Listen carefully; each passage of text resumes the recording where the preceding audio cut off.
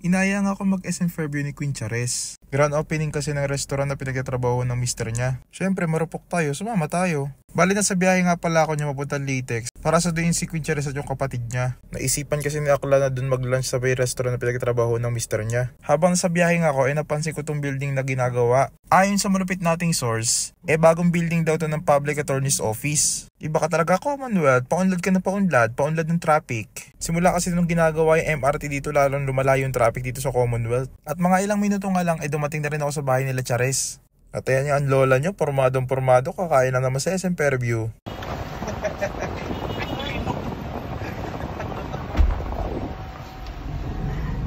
At ayan nga at nasa biyahe na kami papunta ng SM Fairview. Ang mari niya, tuwang-tuwa na naman dahil nakita ako. Ewan ko ba dito, parang happy feel na ako nitong taong to. Sa tuwing nakakasama ko, lagi na lang tumatawa eh. Happy ka, girl? Hoy! Yawa ka! At ayan nga, nasa regalado na kami, malapit na kami sa SM Fairview. Konting kembot na lang, makakakain na tayo. Mga ilang sandali nga lang ay dumating na rin kami dito sa SM Fairview. Bali pumila nga pala muna kami para sa parking. Ang parking dito is 30 pesos lang. Good for 3 hours na yon. Diba? Parang short time lang sa hotel. Good for 3 hours. Tsareng! So bali pagdating nga namin dito, pumasok agad kami sa loob ng SM. Bali kasama nga rin pala namin dyan si Casten, yung kapatid ni Queen Chares. Bali nga pala guys, yung kakainan namin dito sa second floor to ng SM Fairview.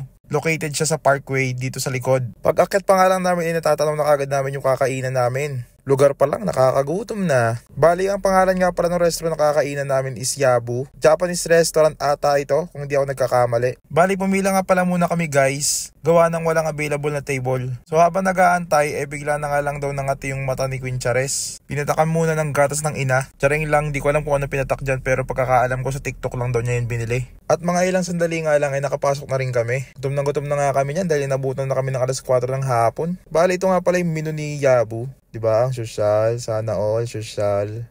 Bali, marami nga pala kayong pagpipilian yan guys. More on katsu sila. So far mukhang masarap naman yung mga pagkain nila. Pero dahil hindi tayo masyadong mahilig sa mga Japanese food, tamang tikim lang tayo at dun lang tayo sa alam natin kainin. Bali guys, naka-only rice na nga rin siya, pati naka-only drinks na rin. Diba? Hindi ka natalo, sulit ka na. Sa rice pa lang, panalo ka na eh. Bali, pwede ka nga pala mamili ng rice kung brown rice or white rice. Pero dahil syempre bano tayo, white rice lang muna tayo. Alam niyo naman guys, laking NFA lang tayo dati. So ayun nga guys, mga ilang minuto nga lang din, dumating na rin yung order namin. Syempre pagkadating pa lang yan, picture muna. Alam mo naman mga Pinoy ngayon, picture muna bago kain. Tapos my day, yung tipong gutom na gutom ka na, picture muna. Pag pangit ulit, yung tipong gutom na gutom ka na, naghahanap ka pa ng anggulo ng pagkain para makakuha ng magandang shot. Syempre pang Instagram din yan.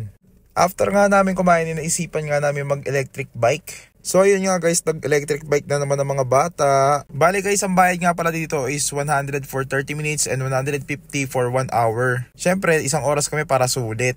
Iikutin kasi namin yung buong SM Fairview. Nakakapagod din pag nilakad mo lang. Minsan nga nakakahiya na lang sa mga tao kasi pinagtitinginan ka na naka-e-bike ka eh. Isip-isip siguro ng mga tao, mga napakatamad naman itong mga to. Di ba pwedeng hindi lang namin naranasan ito ng kabataan namin, kaya ngayon namin ini-enjoy.